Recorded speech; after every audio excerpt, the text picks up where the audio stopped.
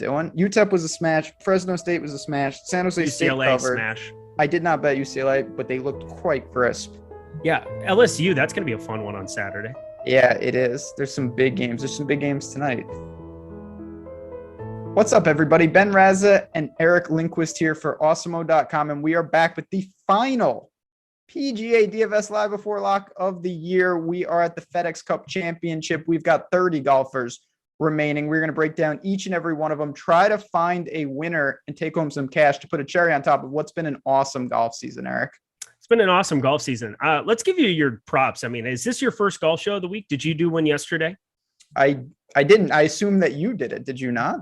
I did it on Monday. It was okay. Yeah. There was no golf show yesterday. I was just double checking. I was going to say, I wanted to give you your respect from last week is when I'm doing Jordan Klein. Don't give me that look behind the glass. Like you don't know what I'm talking about. No, you absolutely smashed. If I had just, played the Sergio Garcia that I was so adamantly against underneath 5%. Oh man, I just knew. I just had that feeling, in lineups lock where I was like, oh, I should have upped some Sergio because Ben has been on it in the playoffs. Well done, sir. Yeah, I mean, listen, sometimes things just break your way. Caught some really nice breaks with Sergio. Needed Cantley, got Cantley. Mm-hmm. It was a nice way to there's been a lot of frustrating points of this golf season, but we got one. So we're going to try to keep that momentum going in a very unique tournament. If you haven't played the 30-man before, it's obviously very different. It's almost like the Hero, which is a tournament we don't spend a ton of time on at the beginning of the year, but that's the only thing that's kind of similar to this. So we're going to get into that. But before we do, they've been with us the entire year. They deserve their shout out each and every week. Monkey Knife Fight, prayer prop-based contest. They've been easy to play all year, and they're not a huge time commitment. We've talked about them. We've showcased them. And now with the NFL coming around, the NBA will be back soon. There's no better time to sign up at monkeyknifefight.com. Go over there, choose your contest type, your buy-in level, all the same factors as the traditional DFS sites. And better yet, when you sign up with that promo code Awesemo, instant first match deposit bonus of up to $100. So make sure to do that today. All right. We go to East Lake. We go there each and every year. It's a course we've seen. I like the course. When you hear East Lake, when you see East Lake, what do you think of in terms of what we need to be looking at? I think first of all, just from a golf fan perspective, I know par 70. I know hitting shots out of the water from Bill FedEx Haas, Cup baby. playoffs, the Bill Haas miracle up and down on 17, which was just fantastic. I guess now number 8, but whatever.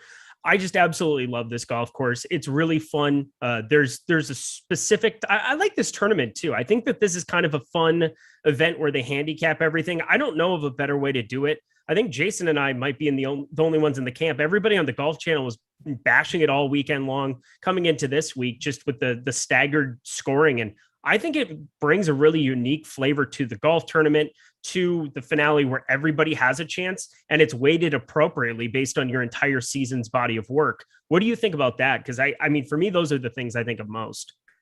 So I like that they fixed it where you should never have it where there's like, oh, this guy's going to win, but he needs the other guy to bogey to come in 6th so then he can jump him. That's confusing. Yep. It should be whoever wins this week wins. And they've done that with the tiered. And we're going to talk about that where Cantley, of course, is starting at 10 under. Other guys are upwards of 10 shots back. I like that. My one gripe, and I guess you have to do it a little like this. It's like this in other sports, and correct me if I'm wrong, but I almost am certain that I am not. Say for some reason a guy won 10 times during the year. He wouldn't be a lock to just win the FedEx Cup. It matters what you do in these specific events. And to me, that's kind of annoying, but you know what? That's the way sports are. You could go undefeated in the NFL and you lose in your playoff game, season's over. But this is also playoffs. And if you go, 16-0, like the Patriots, and then you win every game going to the Super Bowl, and then you have a dude helmet catch it on you, or in this case, somebody who shoots 60, maybe they could tier it based on your entire season where like, if you won a bunch of tournaments, you get like -2 or -3 added to your total based on the number at the end of the season. So Cantley would be like 18 under, and it would take him to like completely implode in that spot. And I can tell you just from a golf perspective, it'd be really nerve wracking to have like a 10-shot lead going into a 4-round golf tournament. I can't imagine. I think a lot of players might actually prefer to just be up 2 or 3 so that they can just play golf and go do the regular thing rather than be known as a choke artist. But it would be, I just can't think of anything better than what we have right now. And so I like that improvement to it. Listen, this is how sports are. If you really think about it, if you wanted to award the best team, you honestly wouldn't have the playoffs. You would just do like kind of how they do it with soccer in a lot of ways. Again, correct me if I'm wrong, but say you make it and you're 125th at the Northern Trust and you win the Northern Trust, you're in like the top 3 now. Like you jump all the way up. It masks everything you've done during the year. You just got to get in the dance. And then the FedEx Cup is kind of a separate animal, but I'm very excited for what we have. I agree the format is good. And I think we have the perfect venue. I absolutely love East Lake, the course. It's the perfect venue. I mean, this golf course is so pure old school. There's enough water to make it intriguing in some spots. There's some really hard holes. There's some gettable par 5s. It's got a little bit of everything. It's hard to imagine a better finale golf course. In terms of the DFS side of East Lake and in terms of what we're talking about here, I mean, Caves Valley clearly was not difficult. Jesus. What in the hell was that? Understatement of the year. East Lake, we know, we've seen it. It's not a torture chamber, but it's not easy like that. What do you expect in terms of skill set? A Donald Ross second shot course. How do we do that before we dive into the golfers? Okay, so we're not going to see somebody shoot 27 under this week. No. Do we feel pretty safe to say such things? I think that's pretty fair. Yeah, I was watching some highlights of Tiger shooting 28, and you have some 29s, and you have Casey ripping this place up a couple times. And there's some fun highlights to kind of go through for things. But on the whole, this is a real big boy golf course. I mean, par 70, 7,400 yards. You've got a number of difficult holes, difficult tee shots for water left on what is it? The old number 17, now number 8. I really enjoy the golf course as a whole. Think that there's some really interesting things as far as like how you build for how the golf course might play. I was talking a little bit about around the green. Seems to be something that I profile a little bit higher here. I thought I was going to get to some Spieth, and I got to no Spieth, so I apologize to Jason right off the bat. But there's going to be some interesting builds in terms of like some iron play, and I still think you want to kind of build to that still idea of the way you think the golf course is going to play, because we've seen it fluctuate slightly from year to year. What matters the most?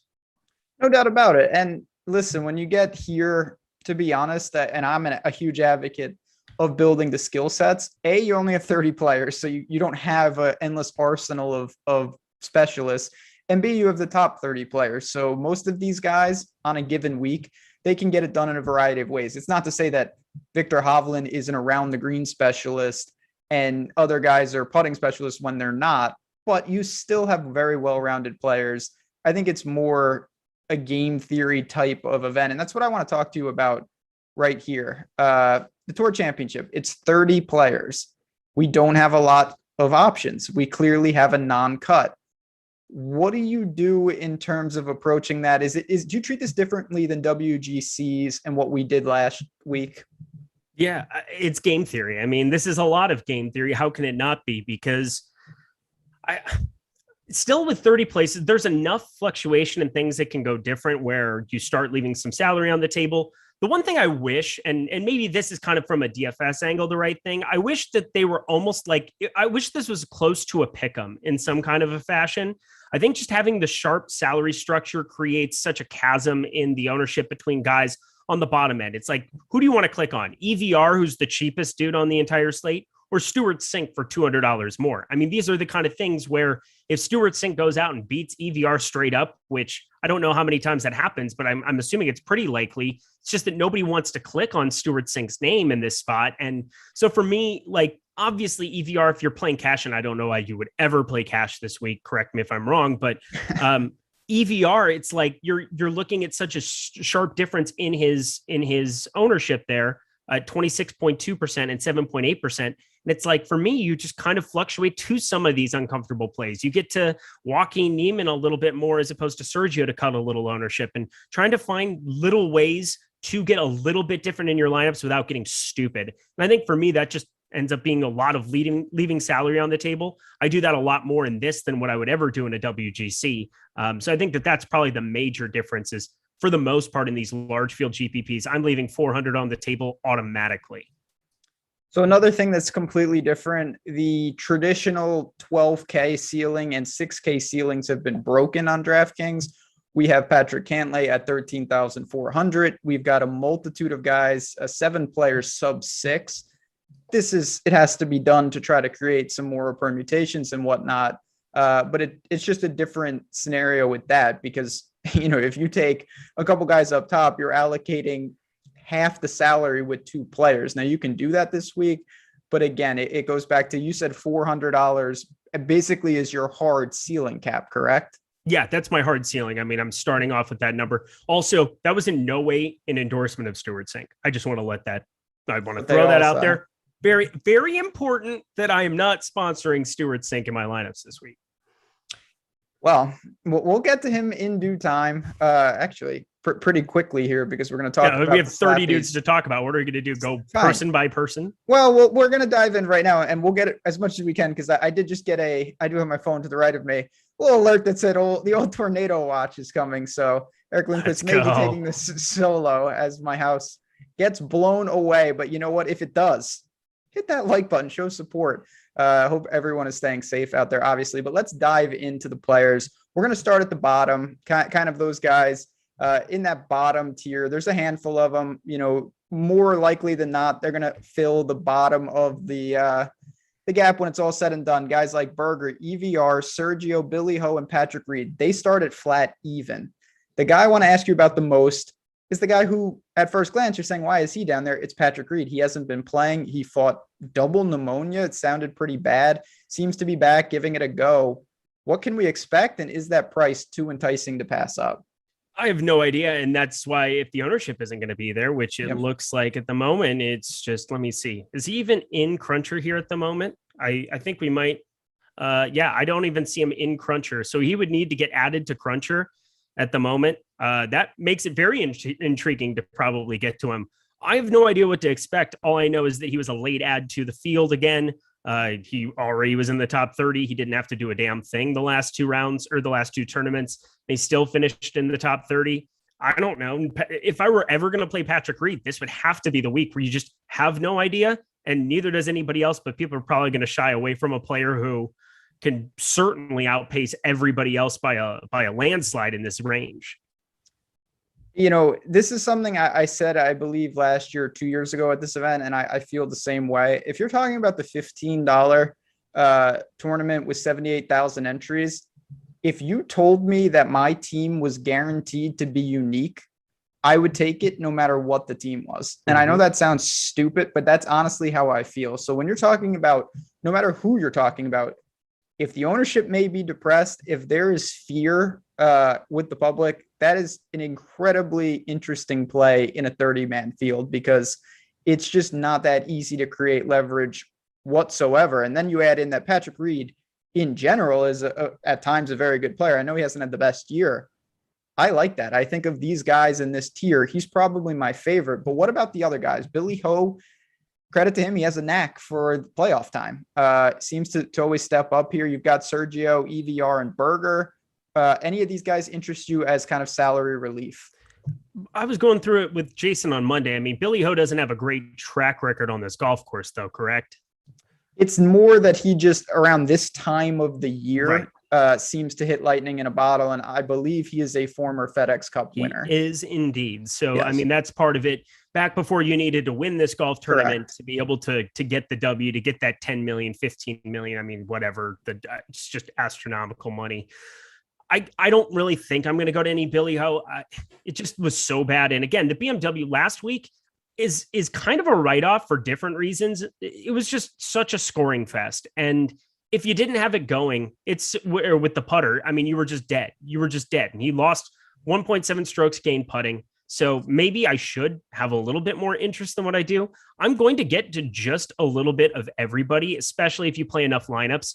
There's nobody that's going to be like a hard fade for me out of 30 players, but he'll definitely be on the lower end for me. Actually, you know what? Right now, I'm about at the field on him. I don't really feel any kind of different. I just know that EVR was always going to be the chalk of this range, and it surely enough came to fruition. He's been playing great, but half the ownership to go to Billy Ho, same kind of situation. If it's the first time for EVR on this golf course, and obviously same for last week, and he's playing well, but I see no reason that I wouldn't try to take half the ownership with Billy Ho in that event. I suppose I'm kind of talking myself into it as we're going.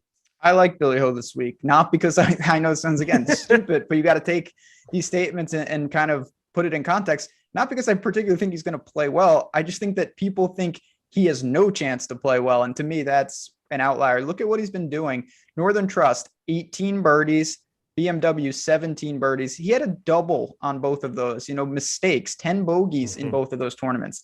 It's not that he's not scoring. He's just can't avoid the real bad damage. And here, I can live with that. If you can really score, rack up some streaks and bonuses, it's not going to be as prevalent as we saw at Caves Valley. So I have no problem with him. As you mentioned, if you're playing a bunch of lineups, you're going to realistically get to, I got to 29 of 30 guys the last time. And then the one guy I didn't play made a hole in one in Ches, which just summed up my year perfectly. That's awesome.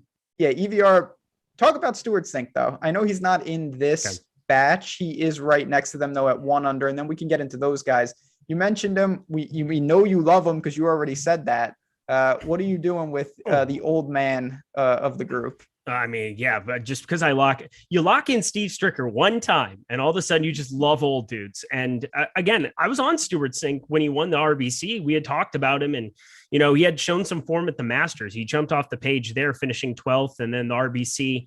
We could draw some kind of a Bermuda narrative here or something, but he has not had the same form. The putter's been hot, cold here. That's kind of the way that it's been for most of his career. It's either working with his little waggle thing or it's not. And did not work last week. Lost a stroke putting, or, it's negligible, but for the most part, not the most appealing guy. The only reason that it's really super appealing to be rostering him, he's the lowest owned golfer that we have listed on Fantasy Crunch right now, and it's not remotely close. You have Billy Ho and Cameron Smith 12.3%, and then Stewart Cink 7.8%.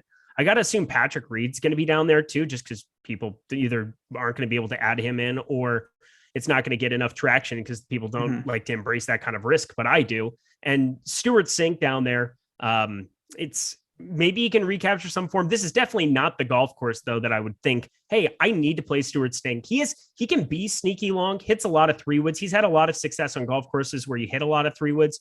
You can do this around this track, but I think that there's better players available. Obviously, he's down near the bottom for a reason, but Sergio Garcia, Joaquin Niemann, they're getting a lot of the ownership. So if you want to just cut that exponentially, if you're really, really chalky, why not click Stewart Cink or Billy Ho? I like Billy Ho significantly more. Stewart Cink is here because of all the work he did early in the year. He has no top 20s since the end of April. It hasn't been great lately. And yes, he can explode and get hot with the putter. We just haven't seen that in recent weeks or even recent months at this point. So I like rolling the dice. Reed and Billy Ho over Stewart Cink for me all day in this tournament. Let's get to the rest of this kind of, we're going to call it the 21 to 25 range. It's those 1 under type guys. You've got Corey Connors. You've got Hideki, who's going to be popular and rightfully so. Stewart Cink, Joaquin Niemann, and Scotty Scheffler. So some big names already pop up here, and you see them at prices that you'd never see. 6,800 for Scheffler, 6,400 for Decky, Connors at 62. You got to like some of these guys as salary relief. Yeah, Scotty Scheffler. Oh my gosh. I've got a crazy, stupid amount of Scotty Scheffler. One of the fun things about this golf tournament too is you can take larger stands in your portfolio than you otherwise might not. Like, I have an egregious amount that I can't imagine I would in a million years get to on a full field event. And that's just the nature of this beast. Is Scotty Scheffler just sticks out to me, and I'm willing to have him make or break my week with a large allocation of him. In my first run, he was at 84%. I'm probably going to be trimming that down here a little bit, but that's kind of wild. I'm just saying that. No, I get it. It's kind of what it is. I would rather my guys, I want to get paid off and rewarded if my guys in this golf tournament pay off. And I think that he's probably in the most prime spot to do it in the range. Sung Jae Im, product of one golf tournament does not a golfer make, but he's been more consistent. it was trending up. The 17th at the Northern Trust wasn't anything to scoff at. Absolutely turned it on, burned me. I needed him. I needed Sergio because I had all the Cantley in the world. Those were sad times, and maybe not enough Bryson. Thank you again so much for getting Cantley on my betting card. Yeah, otherwise, I would be in a sad panda. But I absolutely love getting to my boy. I love getting to Hideki in this range. I love getting to my boy Scheffler in this range. Hideki's got a lot more ownership going his direction, but I don't really know what else to do. I love the under 7K guys or like in this 6K range. I love Kevin Na as well at 6K. 12.5% for a guy who's as good around the greens as what he is. That seems to trend up a little bit more on this golf course in the long run. And so I'm willing to take some shots on Kevin Na as well. Yeah, Kevin Na has shown, listen, guy's not going to give you consistency. I think he's very, very live to come in 30th. It's live to win. He just comes out of nowhere. It's one of those guys is a long shot top 10, long shot top 5. I mean, realistically, to win, he would have to make up an egregious amount of strokes.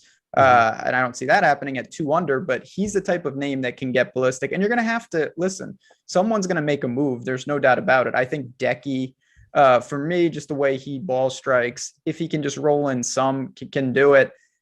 Again, just sloppy. When I look at Decky, he had 3 double bogeys and 1 other at the Northern Trust. That's a ton of mistakes. He had 1 double and 7 bogeys at the BMW. Didn't really roll it, but he had an eagle and 16 birdies. So he is scoring. And at 64, I think he's probably the obvious salary relief. You're just, again, everything you do has to be focused on trying to minimize the dupes. It's a showdown mentality from like the NFL slates where you're doing things that are logical, but you're also doing things that are kind of insane to get away from the masses. Yeah, you know all about that. Yep, I'm about that life. Also, people didn't pick up that was my South Park reference. I mean, come on now. Oh. Hot take. I've never seen one single episode of South Park in my life. Ever. It's not because I like it wildly against it. It looks funny. I just never got around to it. Screw you. I'm done. Yeah, that doesn't mean anything. That and Family Guy, not on the Ben Raza playlist. I know. What can I say? You don't like fun things. That's what we just learned. No. Well, maybe that's true, but that's not why. I've never seen those. I'll get around to it at some point. I know why you went on an 0 for streak in tennis now. You don't like nice things. That's probably true. All right. No, you know what? I'm going to bring the people good news here. College football has kicked off, and we have launched our college football package this year. We have a promo code for you because we want you guys to get this information. Promo code TAILGATE, $10 off your first week of Awesemo Plus college football. It includes the player projections, the ownership projections, the matchup data, and more. You can activate this promo by clicking the link in the description of this video. The offer is good till Saturday the 4th. And listen, I'm going to victory lap a little. Credit to Matt Kajeski. We had a great start to the year. Saturday went fantastic. Me and Eric and the whole team were in Slack, gambling, sweating out those games, and they went great. The DFS side was awesome. We have a full slate of games this Saturday and tomorrow and Friday. We're going to be live before lock each and every night. You don't want to miss college football this year from Awesemo. It's a fact. It was good times. It was a good time. God, anytime Nebraska loses, it's the best thing ever. I grew up in Sioux Falls, and like half my high school went to Lincoln for college, so it was awfully enjoyable to see Facebook, which I never go on, but I definitely go on Facebook for the status updates from my fun friends from high school days 15 years ago that want Scott Frost fired immediately. Yeah, I hear that. And last thing I'll say, and we'll get back to the golf. I know a lot of you are saying I love football, but it's not, DFS not in my state. That's okay. We are covering the betting side of this as well. It is worth it to tune in, even if you can't. I'm in New York. College football, difficult for me to play. I have to cross the state lines, but the betting side, I will have you covered. No doubt about it. A lot of money to be made, but let's keep it moving here. We get to the 2 unders. We got Roars, Xander, Jason Kokrak, Kevin Na, and Brooks. So some serious heavy hitters here in this mid-range section. First question, do you think someone like Rory or Brooks can find lightning in the bottle to actually get in contention?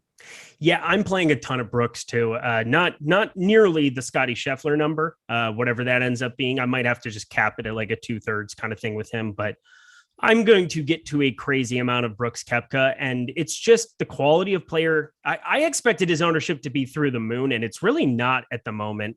And it's just a product of him not playing as well during the early stages of pretty much the later stages of this entire season here. After the Open here, the FedEx St. Jude 54th, 11th, 22nd, he's a better player than that. And getting him at 7,800 just kind of works very easily to allow me to leave salary on the table comfortably.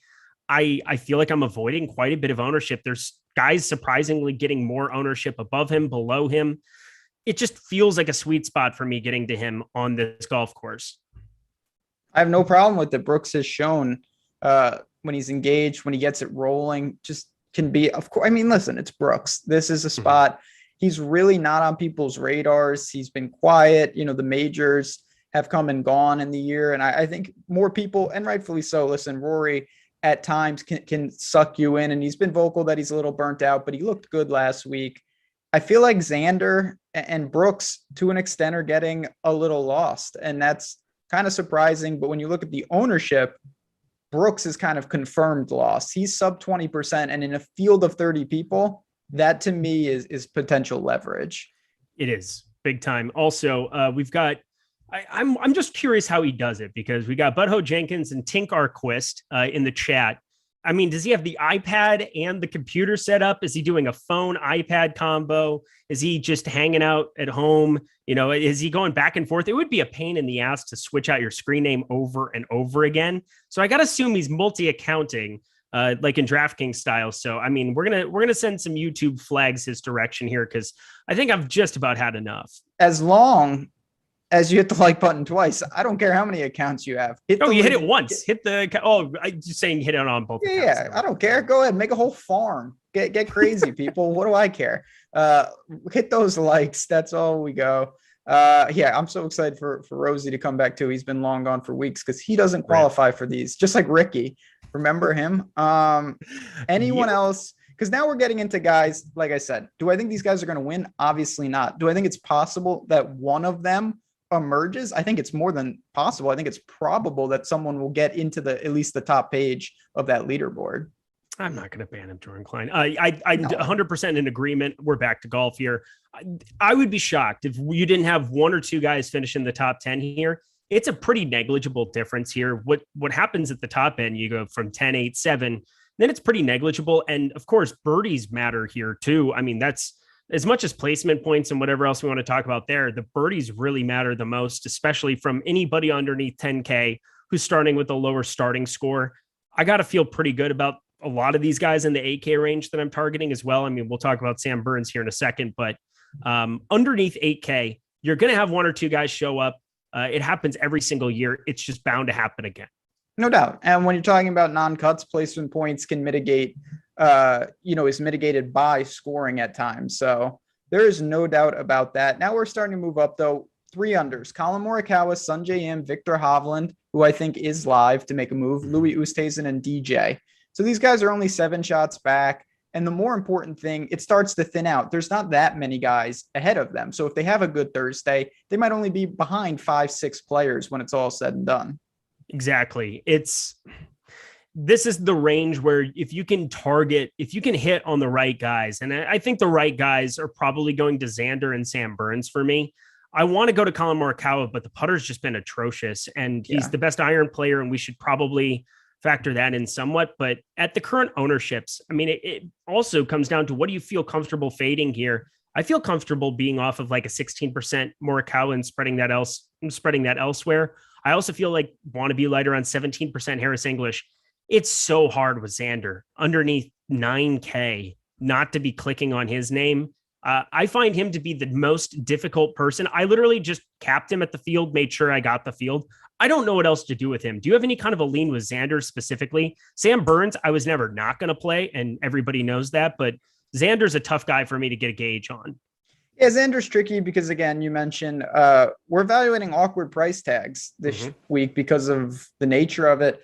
I'm kind of indifferent to him, to be honest. You got Rory right there, and you've got discounted guys. I want to talk about Hovland a little bit. He's flat 8, not getting, a ton of buzz, in my opinion, kind of just hanging out there. He has lost 3 straight around the green and 3 straight with the putter. But on the flip side of this coin, he has gained 3 straight with the irons and 3 straight off the tee. So the ball striking is there. he has done nothing around the greens. I'm not going to say it automatically will flip, but he's had 20 or more birdies in 2 straight tournaments. I like the way he's hitting it. I think that Hovland is live at 40-1 as a sprinkle and just to really make a move up this board. Okay. Hovland, I mean, I get it. I'm kind of like middling on him a little more so. As you said, if it's going to be around the greens, if he doesn't just pure it around here, he's going to make some bogeys. It's just going to happen. There's some tough spots where you're going to get around the greens and he's going to make bogeys and doubles. And you just hope that that doesn't get away from him. And he just has 1 or 2 rounds where he doesn't miss a thing. He just doesn't miss an iron shot. And he can definitely get in those kind of grooves. So I won't put it past him, but I think he's a very volatile player in that range. And so if you're willing to embrace that, and you should be, I mean, I guess there's really no issue in kind of making a stand with your dudes.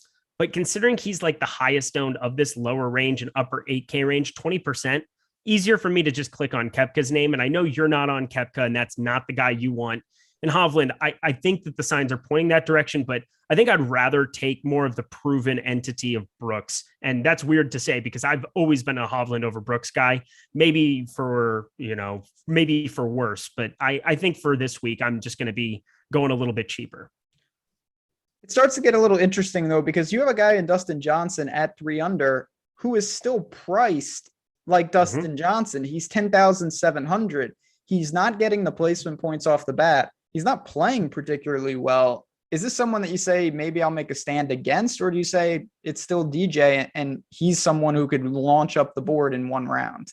He could, but I think it's pretty clear cut that it's the wrong price for him compared to everybody else in this tournament. And the ownership, you're not getting any kind of like a significant ownership decrease. Like if I was getting something that was significant, I mean, he's 21% owned, and I get it. The guy's going to go out and bomb it and, has a reliable short game for a guy who hits it as far as he does, generally positive around the green and putting. So he's kind of the perfect combination of a bomber. Very different from a guy like Bryson, who, he can get the putter going, but never been very good around the green. By the way, that chip that he had in the playoff, good Lord. But I digress. Dustin Johnson, I'm not going to be there very much whatsoever. How about you? No, listen, you can't play everyone in terms of getting leverage. You have to make some stands. DJ is always dangerous when you short him, but it's been working. I don't see a reason to do that unless this kind of sounds dumb, but if you think that DJ is going to like win and you structure with him being like your highest owned player and really shorting the top, you can make some weird builds like that. I don't even think that's close to what I'd want to do, but I don't mind a alternate universe where you go like DJ, Rory, Xander and build. Think about that. Like, and then you have 3 Decky and a couple others. And this is just coming down to like, this is a little bit of round 4 showdown-esque where you have the placement points that exist in that kind of thinking where you just hope that they go out and set the world on fire, or at least on this golf course, just make a bunch of birdies and pass up those placement points. And you're not going to have anybody overlapping you in that way. You're going to be unique.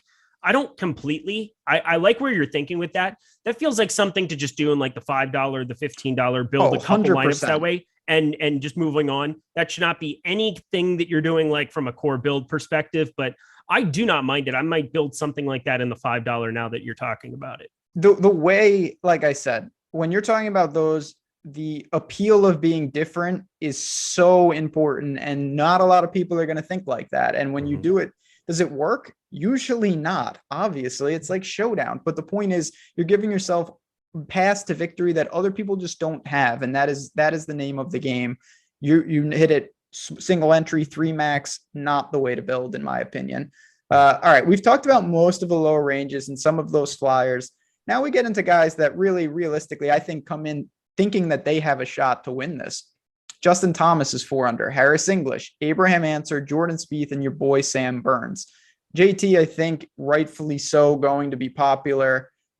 People expect him to kind of move up the board. He is $11,000 though. So what do you do with him? One of the more expensive options, and who else do you like in this range? So Sam Burns, why? I was very confused. So you don't like Sam Burns this week? I'm not going to say don't like him. I'm kind of indifferent. It's almost like what you were saying with Hovland. That's how I feel about Burns. I think I'm the highest out of everybody at Awesemo. So we have the pro plays up again, once again this week. The best thing, and we'll have it back for the Safeway, I'm sure. It's so nice to be able to have as a reference point where other people are standing, see if there's something that we're missing. Sam Burns on Bermuda is a thing. I'm just kind of going to continue believing in that. This is just kind of what he grew up on. This is what it seems like he's had his best finishes is on Bermuda grass. He's playing phenomenally well. He's not getting nearly as much ownership, and he gets a higher placement than most other guys here in this range. And I mean, 20.3% owned. I just expected him to be even higher owned than that. And so as a result, I'm just going to go massively over the field in this spot on him. I just believe in the grass type narrative. I believe in what he's been doing here of late.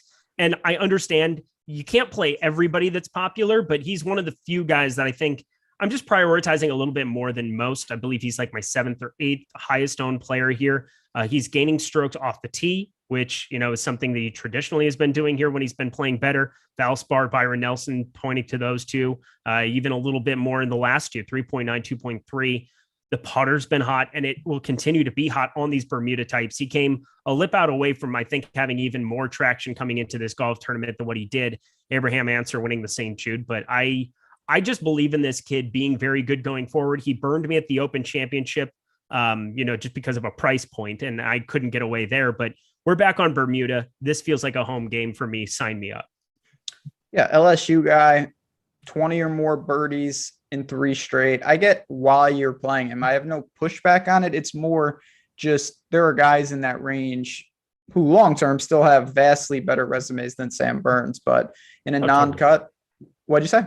Oh, I'm not disagreeing with that whatsoever. Yeah. Non-cut event. Give me the birdies. Non-cut, he can score. I like I said, I wouldn't fault it.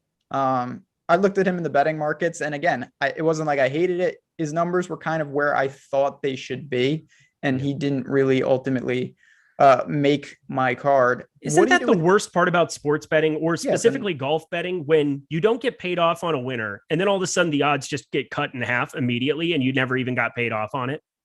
Yeah, like EVR. Oh yeah, like EVR. Like when I chased that for legitimately a year and then you won in an alternate event. Talk to me about Harris English, who, again, we've talked about a lot of guys, if they can chip, if they can putt. Well, Harris English is the opposite. We know he's going to do that. He's been great all year. He's slowed down a little bit in the playoffs, 31st and 26th. But at the same time, that's a small sample size and the results don't lie. Credit to him all year. What do you do with him at 8,700? I'm not super enthusiastic about him. And as you said, it's kind of the exact opposite. Can he make enough birdies and create enough opportunities for himself to be viable in this spot? I just prefer other guys in the range. I prefer Xander and I prefer Sam Burns. So as a default, I can't play everybody in the same range, the same amount, or do whatever and expect good things to happen. I'll just side more with my guys. I'll have a little bit, but there's no way that I'm going to get to half the field on Harris English this week. Fair enough. I feel the exact same way. All right. We've got 5 golfers left, and this is where this starts to really change. Each one of these guys is at a different stroke. So we've got Cameron Smith at 5 under, Rahm is at 6 under, Bryson at 7, Finau at 8, and Patrick Cantley, who leads everybody, at 10. Clearly, the win equity is consumed amongst these 5 guys for the most part. Let's start with Cam Smith, who's more like Harris English than most. Didn't have it at the BMW, certainly had it at the Northern Trust. Are you comfortable going to a guy that realistically has to go full Patrick Cantley from last week and just pour him in as we know he can do? I have a tough time playing him this week at 13. It's difficult, isn't it? I have a tough time. Part of it is that any build that you do with him, you're getting close to the zeroed out territory. Like it's very difficult. And this has nothing to do with how I feel about him. And I think that the ownership does a really good job of encompassing our concern. So maybe it's mitigated by that. He's only 16.4% owned here in this golf tournament. And it just comes down to, I think most people who are building 150 or most people who are, playing a lot of lineups across the industry, across all of DraftKings, I think they understand that playing Patrick Cantley forces them into the same types of builds over and over and over again. And if you just go a step down in any direction, if you go to Rahm, if you go to Finau, I guess Bryson, I'm going to be lighter on per usual. But if you go to these guys, you have the opportunity to not be duped in such a way. Whereas for Cantley, if you're leaving $1,000, $2,000 of salary on the table, you are asking a lot of your 6K, 7K golfers to really go out and really outperform the 8K, 9K range. So I can't get there to the field. I wish I could. I wish I could play more of Cantley, but it's just a product of the pricing. Same thing I said about DJ. I feel the same about Cam Smith. I don't like him as a play, but if you think that he is going to win, build with him winning the tournament and build under him. Nobody's going to do that because you have to kind of think of it like this. In the rare chance that Cam Smith wins the tournament, he soaks up all the placement points for the top. Then Wait, you were talking about Cam Smith? Did I mishear something you said? No. Why? Who are you talking about? I was talking about Patrick Cantley. Well, I knew you transitioned to Patrick Cantley with what you were saying in terms of the cost. But Cam Smith, I got thrown off because people are talking about my shirt. Apparently, I look beautiful. Thank you so much, Butthole Jenkins. Again, the guy's getting too much FaceTime on the show. Fashion guy. I'm over here trying to make some case for Cam Smith. Patrick Cantley. We'll get back to him in a second because I totally agree with what you're saying. But with Cam Smith, he's the type of guy, again, the cost at 10-1 is an awkward one. I think that you could build with him as your top guy in lotto style lineups, because if he somehow wins the tournament, he soaks up the placement points and then you're able to lean on scoring and you can have the chasers. Is that an optimal build? Obviously not. Is it something that other people are going to do? Probably not. And again, just like DJ, I like that concept. He's only 25-1 in the markets. He is live to make a move. I like Cam Smith in that regard. So you're playing, you've been on him quite a bit here. I mean, I think last week, a lot more than usual. I think even last week it didn't work out, but I think it was a fine play. It made sense in a birdie style kind of golf course and obviously played really well at the Northern Trust and didn't finish it off, but I do like Cameron Smith a little bit more. He's somebody that I'm probably going to have to go back and bump up a little bit more than where I had him at. I think all the points you're making are extremely viable. It's all about the game theory in that regard. You just have to work backwards. If something fluky happens and one of these big guys don't win, most likely you can leverage against that further, knowing that the placement points are gone. Now, in the likelihood that that doesn't happen, which is of course very probable, you don't want to start with Cam Smith, but that's why you've got these other guys. We've got, Finau and Rahm and Bryson as these other heavy hitters looking to chase down Cantley. Let's just get to the guy that everyone wants to talk about. Rahm, he's been the best golfer in the world for a while now.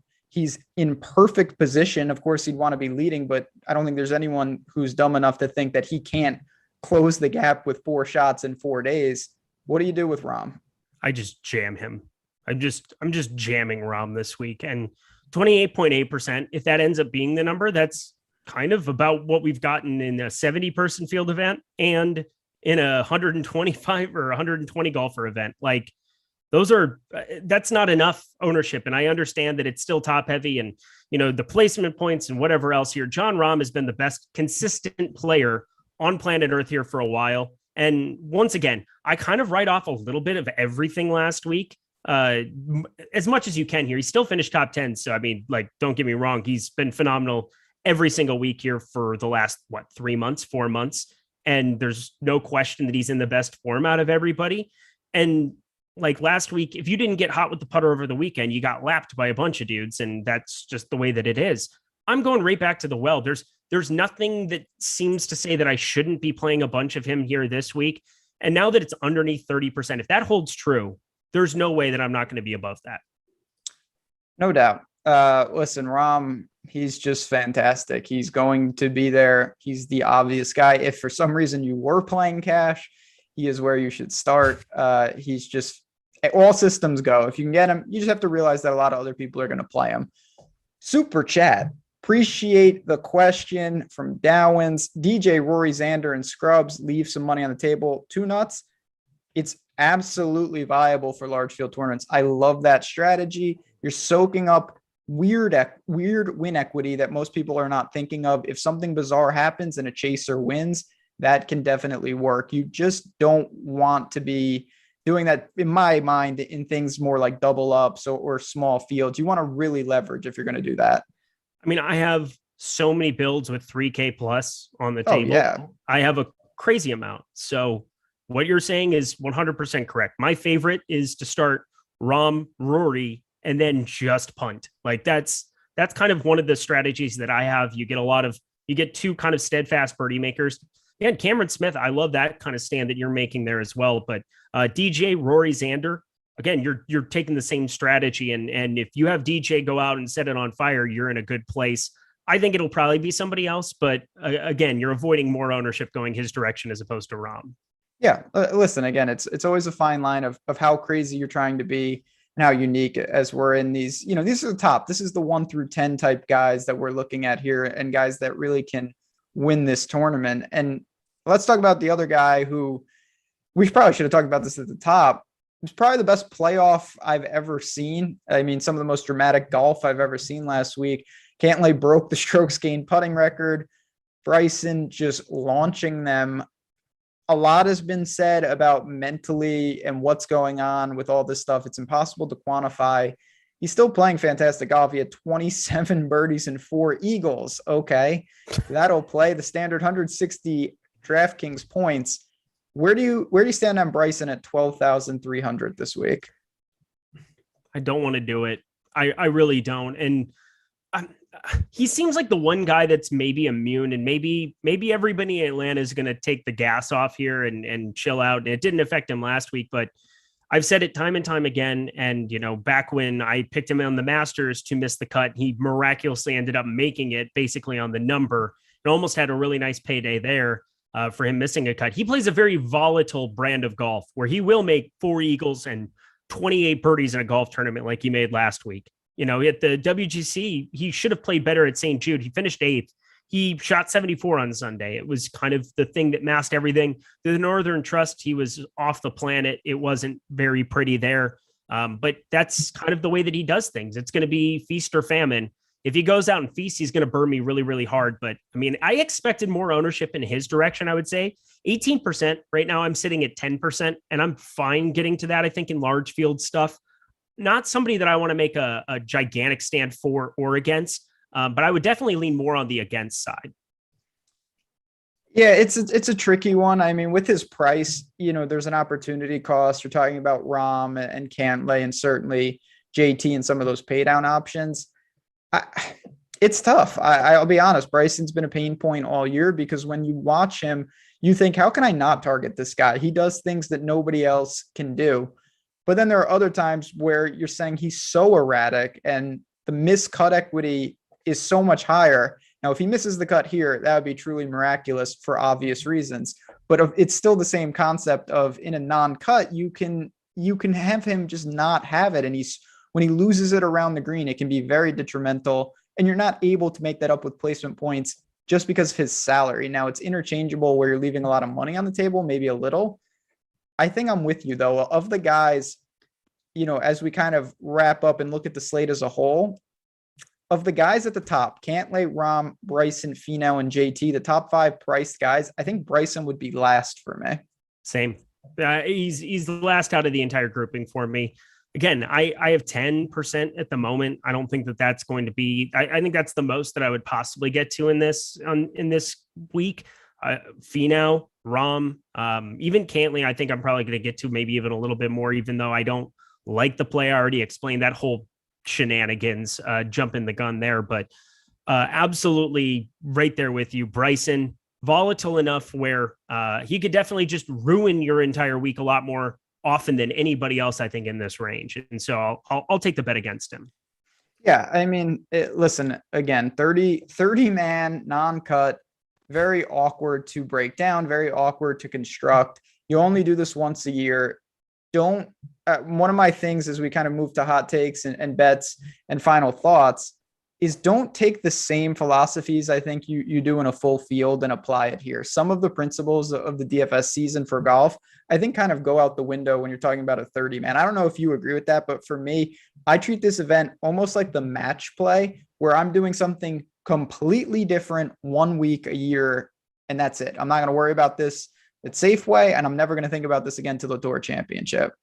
I'm looking at it the same way. There's just a specific way you handle this golf tournament, that you handle some of these specific golf tournaments, that makes it unique. And I think it makes it interesting. I think it ends up being a fun sweat, and name of the game is avoiding ownership, playing the ownership game. The name of the game is avoiding duplications and leaving a bunch of salary on the table, finding ways to be different without being stupid. And that's going to be the sole focus. So right there with you.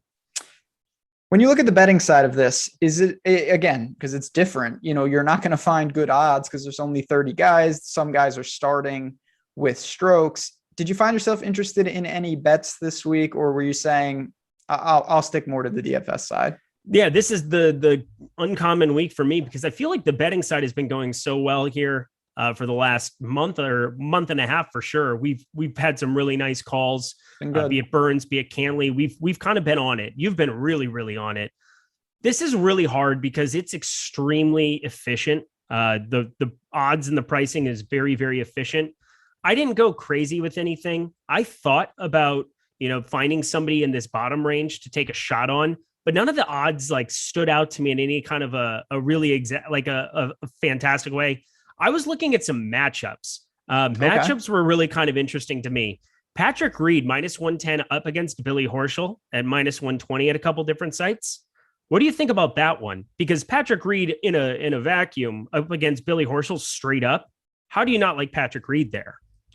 Yeah, I mean, I think that just kind of goes to the overall theme of what do you think Reed is at? If you think that Patrick Reed is Patrick Reed, clearly I think he should be the favorite there, and I would lean to his side. If you're worried about how he's been playing, and of course coming off, whatever double pneumonia that doesn't sound good, maybe there's some concerns there. I kept it pretty light. I will say I thought that Hovland at 40-1 was worth it. Again, it's a very low probability thing, but he's one of the guys. I know he can go low. I like his scoring ability if the putter cooperates. It can't. All it takes is Cantley to be pedestrian, and this tournament completely flips on its head. If you take him away, because he controls, like most of the guys up top, kind of his own destiny, it is wide open for somebody to get in the mix. All right, this is a good question. This can kind of be our hot take if you want it to be, Eric. Question from chat. Who do you like to have the lowest 72-hole score? So if there was no one getting strokes, is there a guy that you think would quote unquote win the tournament? Yeah, so they have on all the markets, they have without starting scores. And I thought that there were some intriguing numbers to look at there. I had 20-1 Louis Oosthuizen circled. So just kind of as a number that I think is all right. You can find some 24s. I can't find a 24 here. So if you can find that out in the world, good for you. I have 20-1 on Louis. Just hot with the putter. Again, it's another week into his neck and all of these injury issues that he's had here now towards the end of the season. He's just been so good this entire season. And I'm not super high on him from a DFS angle this week. He didn't show a ton at the BMW. He ended up shooting 64 on Saturday. Everybody shot 64 on Saturday. But I think it's worth it to maybe take a shot or two on him there, considering I won't be there a ton in DFS. What do you think about that number or anybody else you're seeing for it?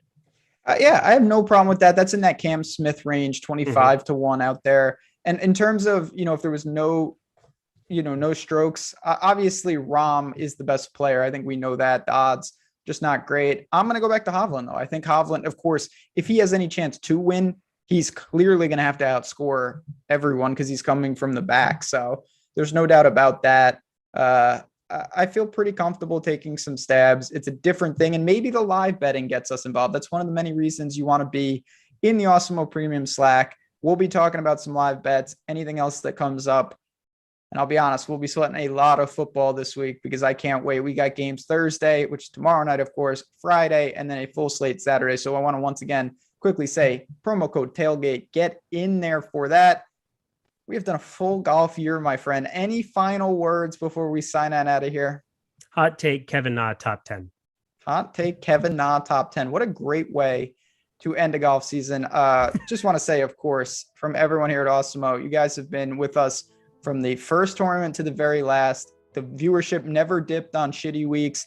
It was there the whole way. The support, it means the world. It makes these shows fun. There's a lot of times where we're busy and there's a million things going on, but just knowing there's a million people in chat ready to talk golf, ready to have some fun, it makes it really enjoyable for us. So just want to say thanks. Just can't wait to get it started again for the swing season. We hope you guys will enjoy the other sports in the meantime. I know golf takes a little lull, but if you have any questions, at JazzRazDFS, at Eric Lindquist. Good luck at the Tour Championship. We hope you end your golf season on a positive note. We'll be back soon enough with more PGA here at Awesemo.